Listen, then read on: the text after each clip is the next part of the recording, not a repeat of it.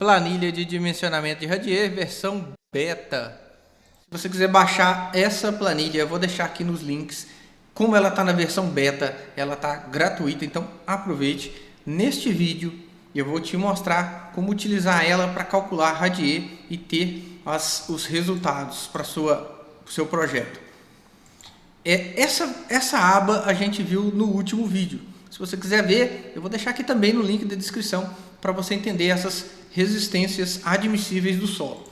Hoje a gente vai trabalhar nessa aba do radier. Aqui eu tenho todos os dados para o radier, mas antes de entrar nisso aqui, eu vou te mostrar como que funciona a mecânica dessa planilha. Afinal, como você deve ter estudado lá na faculdade, para fazer dimensionamento de radier é preciso elementos finitos ou um método de grelha, 2 ou 3 computadores funcionando e 3 engenheiros olhando.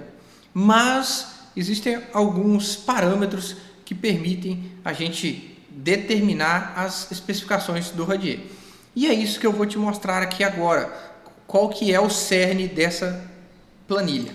Então, se a gente vai fazer assim, a gente vai fazer um exercício mental. Você vai imaginar uma laje que ela seja infinitamente grande e que esteja um pilar apoiado sobre essa laje com uma carga pequena. E a gente vai imaginar também que esta laje ela não é feita de concreto, ela é feita de borracha. Ou seja, ela tem um comportamento elástico. E quando eu coloco esse pilar sobre essa laje, ela vai ter uma deformação ou deflexão. Vou colocar aqui e a gente vai ver algo parecido com isso aqui, uma deflexão. Se eu aumentar a carga sobre o pilar, eu posso te assegurar e logicamente a gente pode chegar à conclusão que essa deflexão ela vai aumentar. E se eu continuar aumentando essas cargas que estão atuando sobre esse pilar, a gente com certeza vai chegar em deflexões maiores até que o momento essa laje ela vai romper ou por punção ou a gente vai ter a ruptura do solo aí com elevações laterais. Mas esse exercício mental a gente pode concluir que como eu tenho tensões e deformações nesta laje de radier, essas tensões elas vão sendo transmitidas para o solo de forma gradual, conforme a carga que está sendo aplicada, conforme a rigidez dessa placa que está apoiada sobre o solo e conforme a característica desse material. Se for uma borracha, como a gente supôs, essas deformações elas vão ser muito grandes e o papel dessa placa é quase nulo. Mas se a gente tiver um material mais resistente como o concreto, a gente tem deformações menores e essa carga ela vai se distribuir mais conforme as características desse concreto. E aqui também você pode observar que o limitante para radier vai ser a tensão que está chegando ao solo. Afinal de contas, esse solo ele tem uma resistência limite que a gente determinou aqui na primeira aba. O que a gente vai fazer agora é usar essa tensão limite para dizer qual é a máxima carga que pode atuar sobre o radier. E tão importante quanto, se você observar esse formato, essa forma geométrica, você vai perceber que isso aqui parece muito com uma parábola, porque a gente está aqui no plano cartesiano. Mas se eu tivesse num plano 3D, eu veria algo parecido com isso aqui, ó. Eu tenho o pilar, a área de influência desse pilar, né, onde está recebendo os esforços, e eu teria aproximadamente um cone de tensões que está chegando ao solo. E essa tensão máxima que está justamente abaixo do pilar, ela tem que ser no máximo a própria tensão admissível do solo. Se fosse no plano cartesiano com uma viga, eu faria a área deste gráfico para conseguir saber o valor da carga máxima. Como eu estou no 3D, eu vou fazer o volume desse tronco cone para me saber a carga admissível máxima.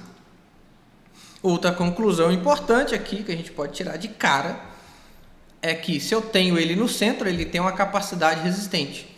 Se ele está na borda, a resistência do radier na borda é consideravelmente menor, porque a área de influência dele é muito menor sobre o radier. E de maneira semelhante também no canto aí vai ser bem menor.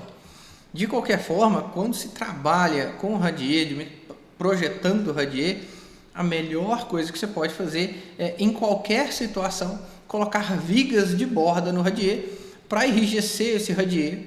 Você evita também problemas de perda de material, solo, que possam acontecer aqui nas laterais, além de uma série de vantagens. Mas eu não vou entrar nisso aqui agora. Bom, com isso, eu já tenho que a mecânica de como isso aqui funciona está quase toda completa. Faltam alguns detalhes para tornar a coisa mais esbelta. Aqui eu tenho as dimensões do pilar, tenho os carregamentos máximos e tenho as dimensões do radier. Eu vou determinar quais as dimensões eu quero, qual a altura e qual a taxa de aço que eu estou utilizando. Isso daqui serve para fazer essa verificação e futuramente essa planilha também vai verificar essa taxa de aço, se você pode subir ou aumentar ela nas laterais do pilar, por exemplo. Aqui eu tenho as características do concreto e aqui eu tenho a subbase. Tem uma série de subbases. Se você quiser entender um pouco mais de como dimensionar a subbase, qual subbase eu escolho, qual é a ideal, eu vou deixar aqui um vídeo sobre piso industrial, que tem um comportamento muito parecido com o radier, e lá você utiliza esses conceitos também. Então, tá aqui. Eu vou deixar nesse caso aqui, BGS com espessura 10 centímetros, compactado até CBR de 8%, porque isso me dá um K de 50 megapascal por metro, que é o coeficiente que vai prever a deformação do solo. Aqui nos carregamentos eu chamo a atenção, porque quando eu tenho uma carga distribuída numa laje, imagina aí uma laje com 3, 4 metros de vão e que ela receba 1, 2, 3 toneladas de carregamento por metro. Isso é muito para uma laje. Mas para um piso não é tanto assim. Eu tenho aqui 400 quilos, né? 0,4 toneladas. Mas imagina aí que eu tivesse 4 toneladas por metro. Não significa tanta coisa. Para você ter uma ideia, se eu voltar aqui no laudo de sondagem, uma areia com SPT6, ela suporta 14 toneladas, 12 toneladas por metro quadrado. Então, para piso, carga distribuída não é o limitante, a não ser que essa carga esteja concentrada, como que é o que acontece com o pilar aqui com 5 toneladas. Aí já é uma outra história. Bom, então eu vou voltar aqui para 400 kg por metro quadrado, que é o usual em edificações. Essa carga do pilar, além de causar deformação, ela também pode causar uma punção no piso.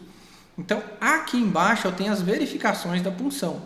Os números importantes dessas equações é a tensão resistente no perímetro interno e a tensão resistente no perímetro externo. Geralmente a gente tem problema aqui, ó, quando eu tenho uma tensão solicitante, ó, aqui com 5 toneladas e um radier de 20, eu estou com a tensão solicitante de 0,39 MPa.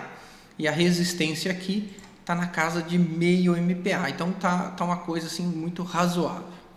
Bom, perfeito.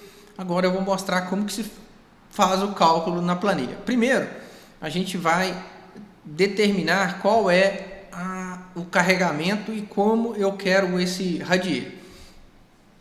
Para isso eu vou adotar aqui essa situação aqui, que é uma situação mais simples, fica fácil da gente entender, visualizar e entender o que está acontecendo. É uma laje, acho que eu tenho ela aqui aqui, ó. Aqui, pronto. É uma laje apoiada sobre 5 pilares, um deles está no centro e os demais, todos eles, tem esses daqui que estão na borda e esses dois aqui que estão no canto. A gente vai verificar essa situação. E aqui também eu já peguei as medidas para mim saber a área de influência de cada pilar, vai dar uma coisa aproximadamente igual a essa aqui, ó. Deixa eu voltar um pouquinho aqui. Eu tenho o peso próprio desta laje aqui, que é 0,12 vezes 2.500. 2.500 aqui é o peso específico do concreto. Eu tenho que a laje com peso próprio de 300 kg. Mais o revestimento de 100 kg e mais acidental de 150. 550 kg por metro quadrado. Eu vou pegar a área do pilar central. Ó, pilar central está com 11,97. Vou multiplicar por 550, achei 6,5 toneladas nesse pilar. Já no pilar de borda ou pilar de canto, que são iguais, eu tenho uma área de 10,29 e vou ter um esforço solicitante aqui de 5,6 toneladas. Ou seja, nessa situação aqui, o limitante aqui, o problema vai ser os pilares de canto. Ó, então, o radier, eu vou estabelecer aqui, eu vou dar um chute inicial com o radier H12, armadura de 6,3 a cada 15, e aí eu preciso determinar, a partir dessa armadura aqui que eu estou propondo no projeto, qual é o meu ASX e qual é o meu ASY, que são esses valores aqui. Se eu tenho armadura de 6,3 a cada 15, ó, eu vou pôr aqui 100, que é 1 metro, dividido para 15. Dá 6,66 barras. Então, eu vou pegar isso aqui e vou multiplicar por 0,63 ao quadrado, que é o diâmetro da barra ao quadrado, vezes 3,14 dividido para 4.